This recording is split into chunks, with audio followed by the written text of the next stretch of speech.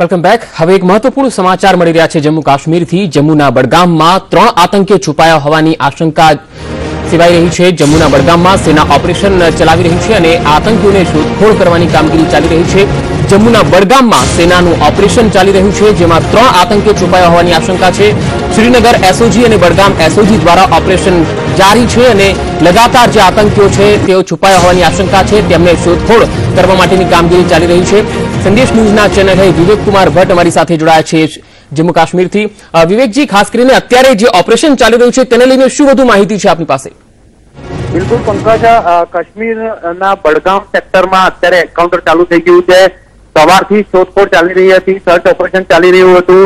જે રીતે આપણે ગ્રાઉન્ડ ઝીરો રિપોર્ટ આપી એમાં આપણે ઘણા બધી ફોર્સીસને સાથે હતા।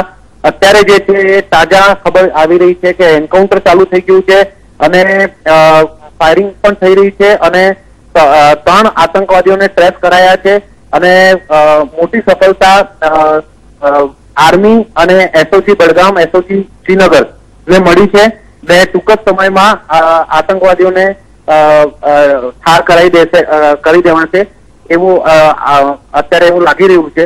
પણ અત્યારે રાત પડી ગઈ છે અને ખૂબ વધારે ડેન્સ ફોરેસ્ટ એરિયો છે, એટલે થોડી દિક્કતો આવી રહી છે। પણ અત્યારે એન્કાઉન્ટર ચાલુ થઈ ગયું છે અને જે આ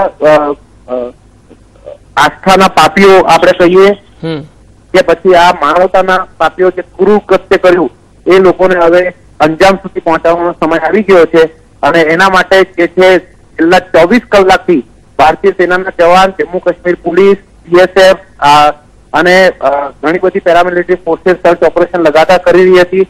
ફાઇનલી બડગામ સેક્ટરમાં જે છે એ આમને ટ્રેસ કરી દેવાયા છે અને હવે એન્કાઉન્ટર ચાલુ થઈ ગયું છે। જી વિવેકજી, ખાસ કરીને કુલ કેટલા આતંકીઓ છુપાયા હોવાની આશંકા છે અને માત્ર બડગામમાં આ સર્ચ ઓપરેશન ચાલી રહ્યું છે કે પછી અન્ય વિસ્તારોમાં પણ ચાલી રહ્યું છે? આખા કાશ્મીરમાં અત્યારે સર્ચ ઓપરેશન ચાલી રહ્યા છે। પંકજ, સાઉથ કાશ્મીરની જો આપણે વાત કરીએ તો બધા જ જગ્યાઓ ઉપર આજે જે આપણે બતાવ્યું અમરનાથ યાત્રાનો બધો જે રૂટ છે એ પૂરેપૂરો રૂટ છાવણીમાં તબદીલ કરી દેવાયો છે। સતત દર 1 મિનિટે એક આર્મીની ગાડી ત્યાં કરતી હતી। આ બધી ગ્રાઉન્ડ ઝીરો રિપોર્ટ આપણે બતાવી છે ને એ જ કારણ છે કે આજે સવારથી સર્ચ ઓપરેશન બધા ચાલી રહ્યા હતા। એ સર્ચ ઓપરેશનના બાદ હવે જે છે એક મોટી સફળતા હાથ લાગી છે। 3 આતંકીઓ ત્યાં છે એવું અત્યાર સુધીની ખબર છે। એન્કાઉન્ટર ચાલી રહ્યું છે અને જે આતંકવાદીઓ છે એને ઘેરી લેવાયા છે। જી વિવેકજી, ખાસ કરીને જ્યારે મુનીર ખાન જે આઈજી છે તેમણે નિવેદન આપ્યું હતું કે લશ્કરે તોયબાના આતંકી આ જે હુમલા યાત્રાળુ પર હુમલો થયો એમાં એમનો હાથ હોઈ શકે છે। અત્યારે જે આતંકીઓ છુપાયા છે તે પણ લશ્કરે તોયબાના હોઈ શકે છે? કયા સંગઠનના હોઈ શકે છે? પંકજ, અહીંયા ઘણા બધા સંગઠનો કામ કરે છે પણ લોકલ સપોર્ટ ખાસો એમને મળે છે। લશ્કરે તૈયબાના, હિઝબુલ મુજાહિદીનના આતંકીઓ અહીંયા કામ કરે છે।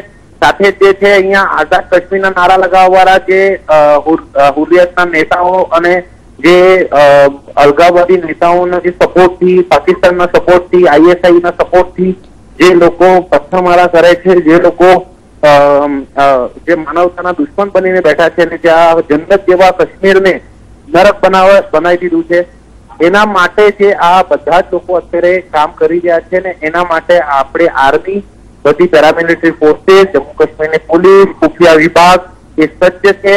સવારથી જ બધા સર્ચ ઓપરેશનને શોધીને આતંકવાદીઓને મારવાના છે, એમાં કોઈ વહેમત નથી।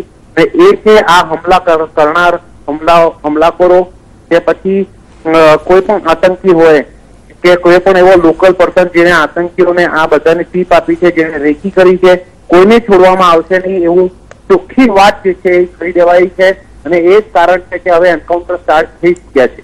જી વિવેકજી, આભાર માહિતી આપવા માટે।